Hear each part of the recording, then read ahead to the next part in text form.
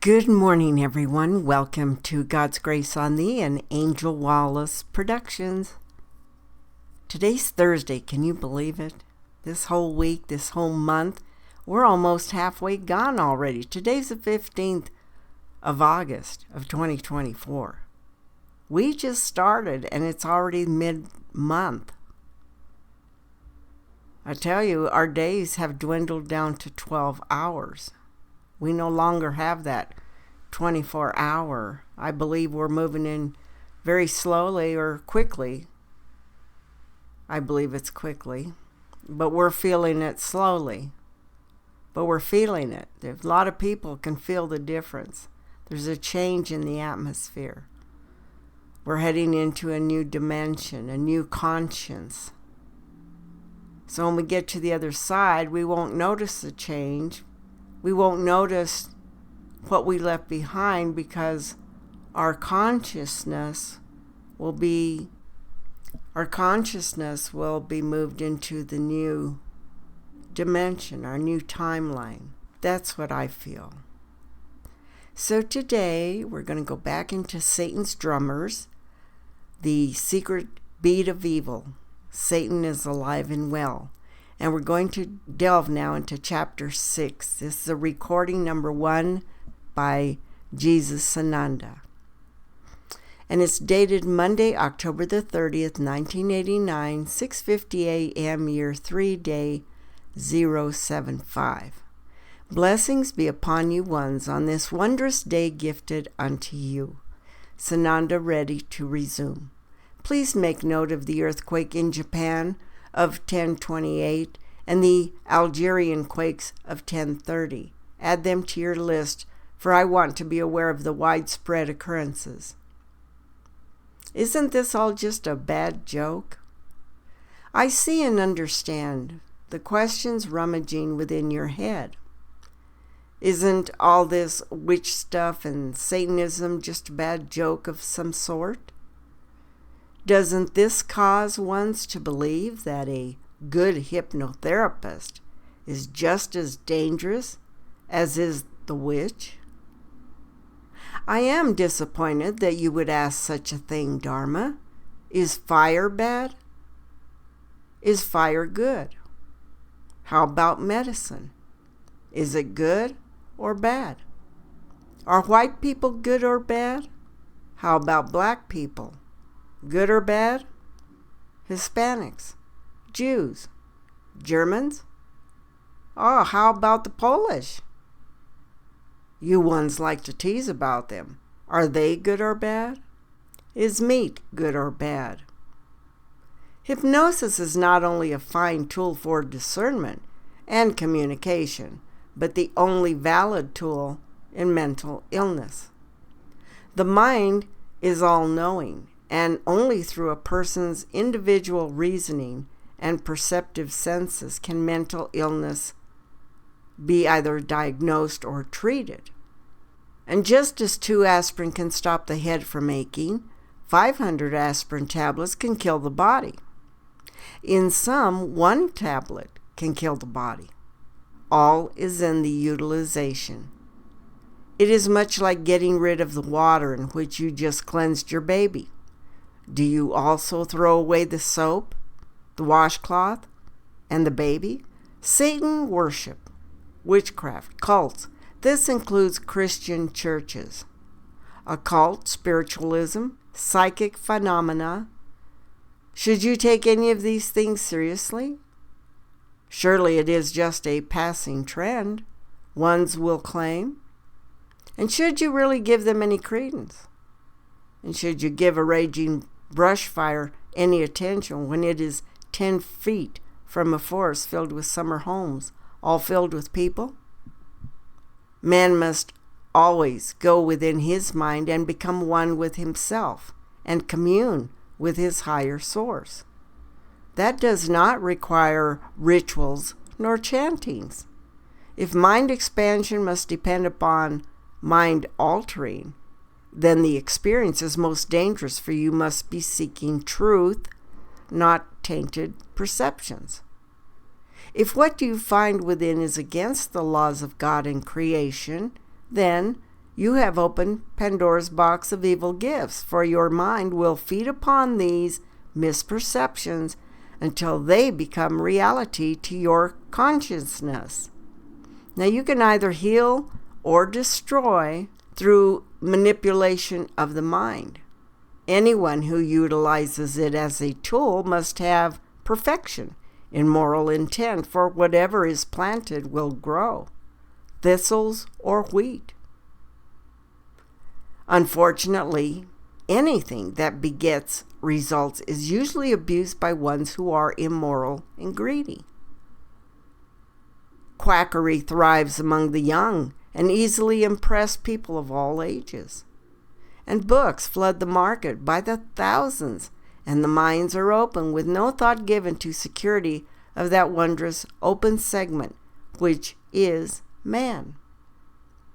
So you have managed to open your mind and move within without careful consideration of having the lighted shield of protection pulled about yourself.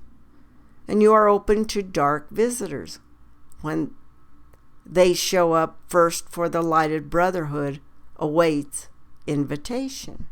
Dangers. All the ventures into spiritualism, mysticism, psychic adventures do have a common danger. They open the mind to associate with the spiritual reality and to seek contact with the worlds beyond that which you consciously experience. Handled carefully and with moral perfection, it is a most magnificent tool of positive godness. Ill used, it can call in spiritual personalities who are dedicated to enslaving one's life and soul journey.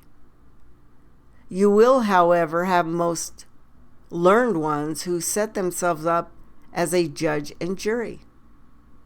This is as incorrect in fact. The scientific circles and medical communities are beginning to realize the power of the mind and recognize phenomena beyond the realms of the senses. It is incorrect to make a blanket statement and pronounce, as almost all of your evangelical preachers do, that it is always evil which is attracted. And you will get that which you request. If you request God or the Christ, you will get God or the Christ. And if you dally in Satanism, you will attract the god of the world, Satan, or his henchmen. I must ask you, how does your minister contact God? And how do you commune with Christ? Through prayer? Well, so do the witches and Satanists use prayer. I ask you to use caution and guide yourselves most diligently. However, if you lump into a grouping all energies from the beyond consciousness, you will miss of our instructions, for we have no other means of communication. Through scribes such as this one is the manner in which the final instructions shall come forth, for it is not yet time for our physical manifestation upon your place with all the attendant attention. Therefore beware of those who will say all communication with the beyond realms and higher dimensions is of evil resource. Those ones, usually religious leaders who tell you this, are making you further targets of the total lie, and they cause you to miss the wondrous communication of your existence. You must use discernment. Miracles. As the prophecies have projected, the evil energies shall present all manner of miracles to your attention. But remember something. If evil energies can present hocus pocus and abracadabra unto you, so can the hosts of light and truth. So do not be foolish enough to miss the messages God is sending forth unto you in this great time of travail. Do not turn your soul over to any other. And you will be caused to come into your own choices and balances, not others. God will not hear you when you say, "Oh, well, Brother Reverend so-and-so told me." If you kept your ears plugged and eyes blinded while truth and knowledge knocked upon your door, and you only added locks to keep truth away, so be it, for you shall be graded accordingly. God nor Christ will push down your door to pull you to the launching pad on Rapture Day, brethren. You will either be ready, willing and able to come aboard, or you shall be wondering what went wrong. Myths can be true or false. You have magnificent arguments raging among your biblical scholars, historians, and anyone else who has an opinion. You will be absolutely astounded to find how things actually are. Evolution? Creation? 6 days versus 7? Greenhouse versus ice age? Do you actually believe man made no errors, deliberate or accidentally, in transcription of the pages of your so-called holy books? How would you do it, translation from Hebrew or Aramaic into English? And what about the one who speaks only German or Spanish, Greek or Russian? How about a Bible that was retranslated 300 to 500 years after the Christ had departed your dimension? God gifted you with intelligence and free will choice. The only thing you actually own, and you turn both over to anyone who tells you, my view is the only correct one. I disappoint at your blundering. The age of reason was most destructive, and yet you turn in your most blessed essence unto the control of others, and relinquish your reason and your choices, for you turn them over in the blinking of an eye. I do not agree with that which you say, but I defend unto my death your right to say it. Remember that one? Give some inner thought unto that statement, and we will discuss it at some later point in leisure when the subject is not so pressing as is the one in point. Tell me about the ones who claim all discarnate energy communication is of evil, and then turn them to make a statement such as this. Again the word of the Lord came to me, saying, Son of man, take up a lamentation over the king of Tyre, and say to him, Thus says the Lord God, You had the seed of perfection, full of wisdom and perfect in beauty. You were in Eden, the garden of God. Every precious stone was your covering, the ruby, the topaz, and the diamond, the beryl, the onyx, and the jasper, the lapis lazuli, the turquoise, and the gold. The workmanship of your settings and sockets was in you. On the day that you were created, they were prepared.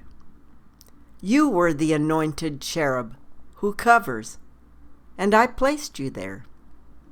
You were on the holy mountain of God. You walked in the midst of the stones of fire. And you were blameless in your ways from the day you were created, until unrighteousness was found in you. Ezekiel 28:11-15. Now let us be honest in receiving of this. Some who make their existence and livelihood of evangelism or Bible study, don't speak up yet, please, or your ignorance might be visible. Now, who in the world is the prince of Tyre? Further, who is the king of Tyre? How did Ezekiel get the word? Oh, through the voice of God. Now, just how might that be if all voices coming from the ethereal realms are of darkness? Well, could it have been satanic in origin? And do you know for sure? And how do you know? Oh, I see. God told you from his disembodied station.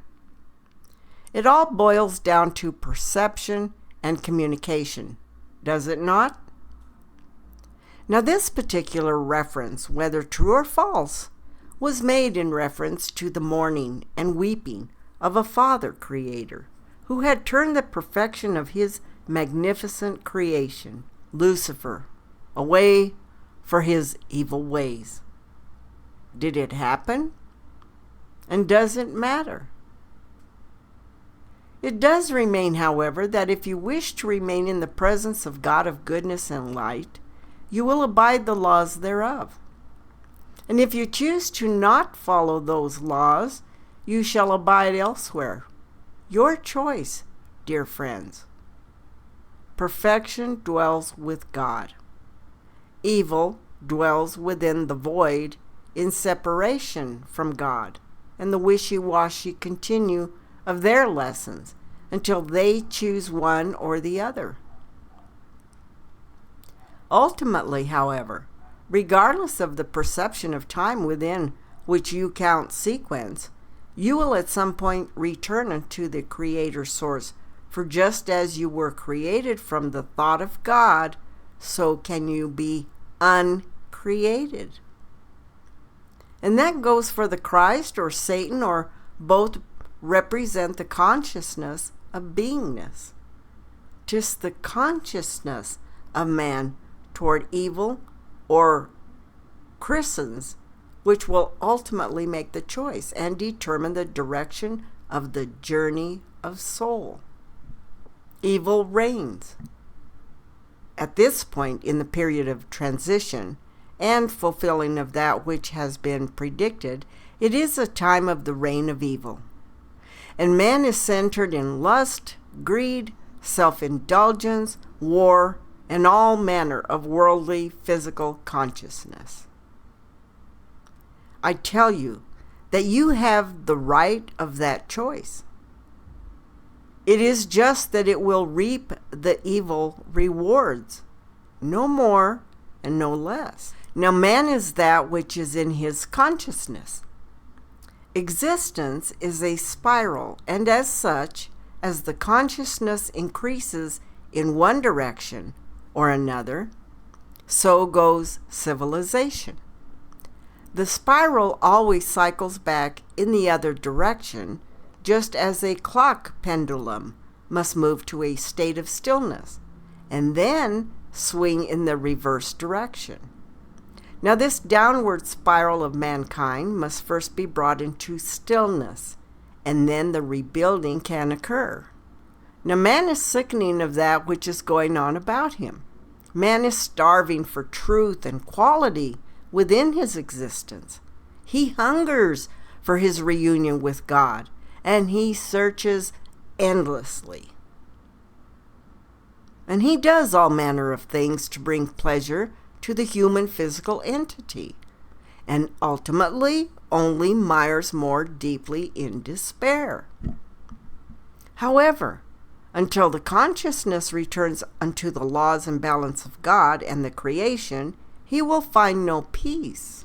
The body is at best a weak vehicle which lives in your time, some 100 years or less, and you starve the soul that lives infinitely to pleasure the body which lives but a brief moment.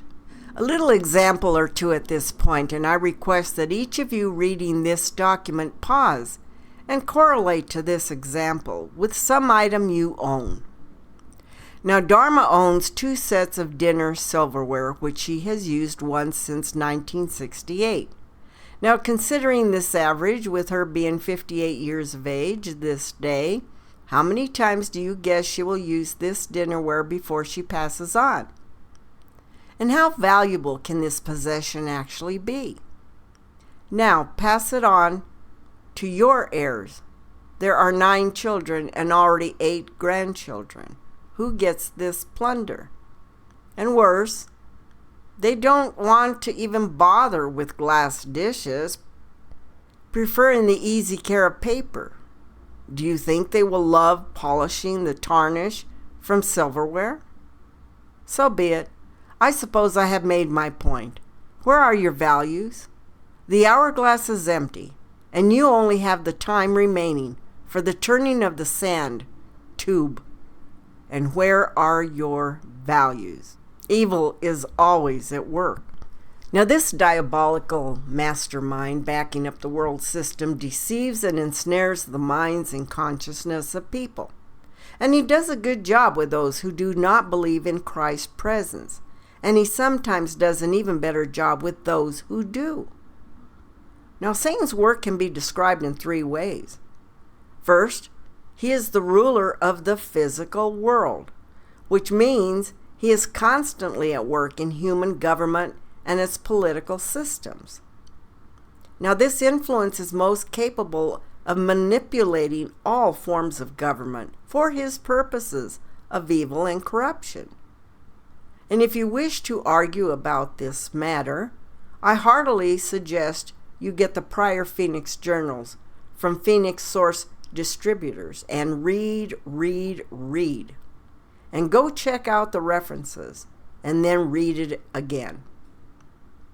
Secondly, Satan is entitled Prince of the Power of the Air. Now, this means that satanic consciousness is the power behind the atmosphere of the thoughts of the world system that are hostile to God and creation. And you are most unwittingly dominated by this atmosphere of thought. Now, Satan rules over the thoughts of the world system. He originated the concept of brainwashing long before human rulers used it for manipulation.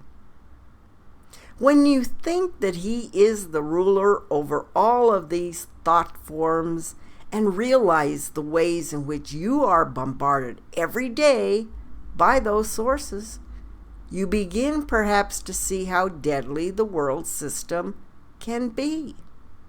On the other hand, just as darkness cannot be in even the tiny most spark of light, so too the dark intent cannot survive in the presence of the light of Godness. The human viewpoint of life looks at the daily problems as well as all the complications of living in the world from the standpoint of the human ability to cope with them. The divine viewpoint looks at life from God's ability to handle it. It is God's job to deal with your temptations and needs. There is peace of mind, stability, and power for the one who has the divine viewpoint. But you have to choose it. Thirdly, Satan bears the title of the God of this age, which means the prevailing thought of a particular era. Now, Satan is constantly changing the in things so that when you get where it's at, you find you're where it was. The pace is acceleration. The world system is changing so fast that even the world can't keep up with it. Now, this modality of change will continue to accelerate, and old institutions will change so rapidly that people will reach a tremendous state of instability and emotional disturbance, resulting in psychological problems. And nothing will be honest in the overall perceptions, dependable, stable, or certain. Is it not already so? The God of this age also puts him right in the middle of religions.